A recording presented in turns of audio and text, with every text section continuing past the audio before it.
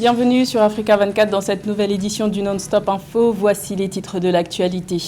Coup d'envoi du 15e sommet des BRICS, le club des 5 pays émergents, ce 22 août à Johannesburg en Afrique du Sud. Jusqu'au 24 août, les discussions porteront notamment sur les BRICS et l'Afrique. Le bilan de cette première journée est à suivre dans cette édition. Le développement agricole au Gabon occupe une grande place dans la campagne électorale menée par les 11 candidats en lice à l'élection présidentielle du 26 août. Un sujet crucial alors que le Gabon ambitionne de se défaire des importations de produits alimentaires pour atteindre l'autosuffisance. Et interdiction en Somalie des réseaux sociaux TikTok et Telegram, ainsi que d'un site de paris en ligne, une décision du gouvernement somalien pour lutter contre la propagande des groupes terroristes tels que les Chebab, auteurs d'attaques meurtrières depuis plus d'une décennie dans le pays. Mais tout d'abord, l'Union africaine suspend le Niger de ses organes et de ses institutions, et ce jusqu'au rétablissement de l'ordre constitutionnel. Dans un communiqué publié ce mardi 22 août, le Conseil Paix et Sécurité de l'Union africaine dit prendre note de la décision de la CEDEAO de déployer sa force en attente, mais adopte tout de même une position de réserve puisque le CPS demande à la Commission de l'Union africaine d'entreprendre une évaluation des implications économiques, sociales et sécuritaires d'un tel déploiement. Rappelons que suite au coup d'État du 26 juillet, la Communauté économique des États de l'Afrique de l'Ouest a annoncé une possible intervention militaire au Niger pour réinstaller le président Mohamed Bazoum à ses fonctions. Si la voie diplomatique reste privilégiée, une date d'intervention a été fixée en cas de refus d'obtempérer des militaires. De son côté, la junte a annoncé la mise en place d'une période de transition de 3 ans maximum pour un retour à l'ordre constitutionnel, une proposition rejetée par la CEDEAO. Le coup d'envoi du 15e sommet des BRICS a été donné ce mardi 22 août en Afrique du Sud. Les BRICS, c'est le club des 5 pays émergents qui regroupe le Brésil, la Russie, l'Inde, la Chine et l'Afrique du Sud. Une cinquantaine de pays participent à cette rencontre dont les discussions porteront notamment sur les BRICS et l'Afrique jusqu'au jeudi 24 août. L'élargissement de ce bloc à d'autres pays membres est au menu de ce rendez-vous. Une vingtaine de pays ont formellement présenté leur candidature, dont au moins 5 pays africains. Tous y voient l'opportunité d'un nouvel ordre économique mondial plus équilibré et plus inclusif. À l'occasion de l'ouverture de ce sommet, le président sud-africain Cyril Ramaphosa a rappelé que le but principal des BRICS est le développement multilatéral. Écoutons-le.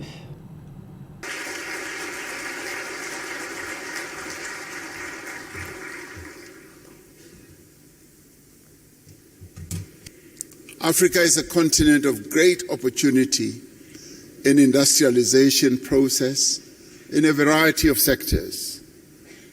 This continent L'Afrique est un continent qui offre de grandes opportunités dans le processus d'industrialisation dans divers secteurs. Ce continent est riche en minerais essentiels qui assureront la réussite des entreprises au XXIe siècle. Le continent possède des ressources en lithium, vanadium, cobalt, platine, palladium, nickel, cuivre, minerais de terres rares et bien d'autres encore. Ce sont ces minerais qui sont le moteur de l'activité mondiale. Les pays africains ont clairement indiqué que les investisseurs de choix sont ceux qui viendront investir sur notre continent, mais qui traiteront également leurs ressources ici, près de la source, afin que les pays africains n'exportent pas leurs matières premières, mais des produits finis. Export rock and sand, but export finished products as we would like to do.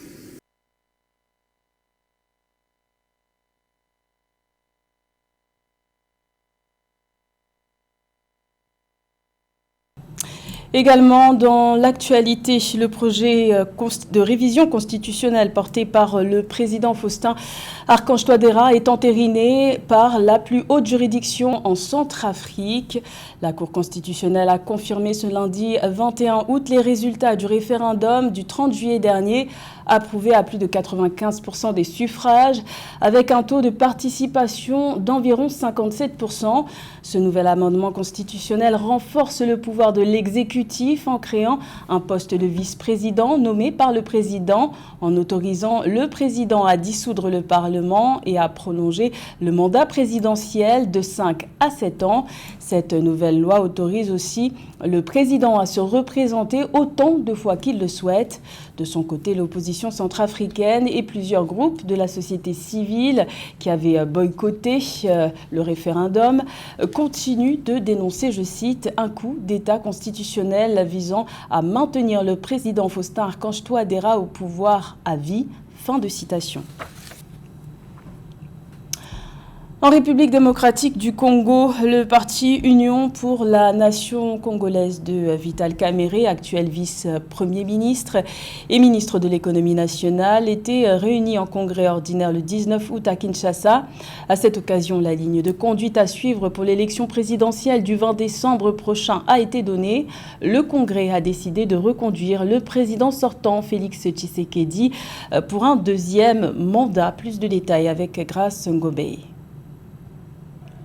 Vital Kamerhe et son parti sont des alliés de la première heure de Félix Tshisekedi au lendemain de leur retrait de l'accord de Genève pour la candidature commune de l'opposition lors des élections de 2018. Lors du congrès ordinaire de l'Union pour la nation congolaise UNC tenu à Kinshasa le samedi 19 août 2023, Vital Kamerhe, actuel vice-premier ministre en charge de l'économie, a désigné Félix Tshisekedi comme son candidat à la présidentielle de décembre 2023.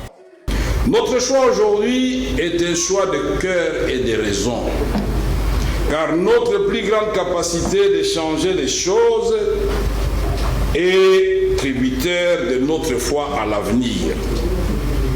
Nous demandons à son Excellence, M. Félix Antoine Tshisekedi Tshilombo, d'accepter de porter l'ambition de notre parti à la présidentielle 2023, telle que formulée dans la résolution qui vient d'être adoptée par le congrès de notre parti. Les membres de l'UNC justifient ce choix par le souci de parachever les actions du programme conçu avec son partenaire UDPS dans le cadre de l'achèvement de la plateforme Cash, Cap pour le changement. Au sein du parti, ce retrait perçu comme stratégique permet aussi de se concentrer sur les scrutins législatifs et locaux nécessaires à l'assise d'une solide base électorale.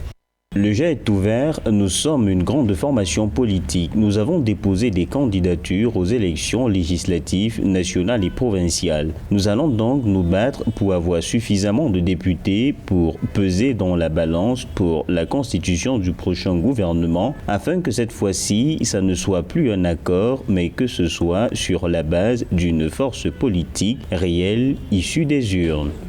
Ce troisième congrès de l'UNC a par ailleurs renouvelé le mandat de Vital Kamerhe au poste de président national du parti. Il a aussi amendé certaines dispositions du parti afin de les conformer aux réalités politiques actuelles dans lesquelles se retrouve le parti.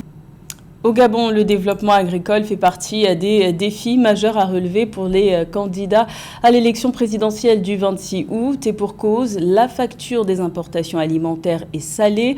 Au premier trimestre 2022, les importations de produits alimentaires se sont élevées à près de 100 milliards de francs CFA. Une tendance que le Gabon ambitionne d'inverser en augmentant les espaces de production agricole de 100 000 hectares d'ici 2025. Un sujet de Philomentine.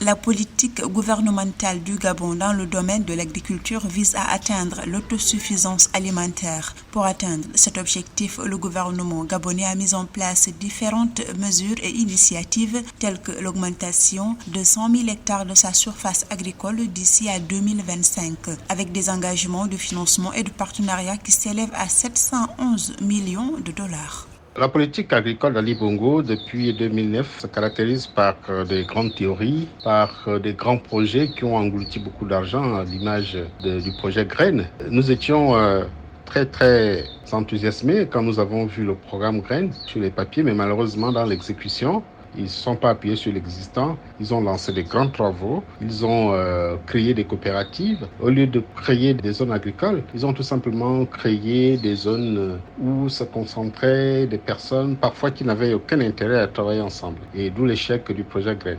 Assurer la sécurité alimentaire du Gabonais et réduire la dépendance du pays aux importations alimentaires semble être une des priorités de la plupart des candidats à l'élection présidentielle gabonaise du 26 août 2023. Ces derniers promettent de mettre en place des politiques agricoles permettant notamment aux agriculteurs de disposer d'espaces suffisants de culture, l'accès au financement, entre autres.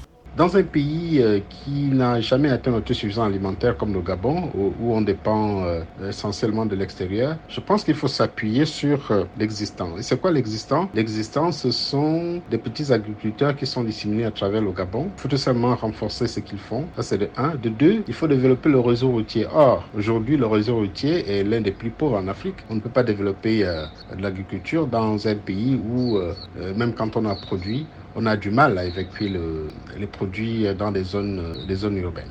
Avec une réserve importante de terres arables estimée à 5,2 millions d'hectares et un climat propice à l'activité agricole, le Gabon présente d'importants atouts naturels pour le développement de la production agricole.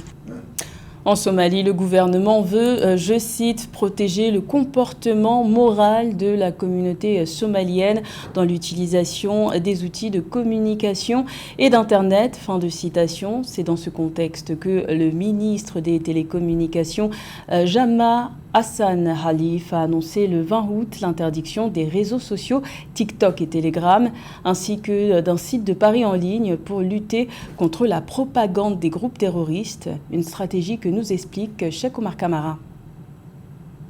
Le gouvernement de la Somalie intensifie ses efforts pour combattre les Shebabs, un groupe terroriste islamiste qui sévit dans le pays depuis des années. Deux mesures phares viennent d'être prises dans ce sens, l'interdiction de certains réseaux sociaux tels que TikTok et Telegram utilisés à des fins de propagande selon le gouvernement et la décision du chef de l'État d'éradiquer les Shebabs en 5 mois.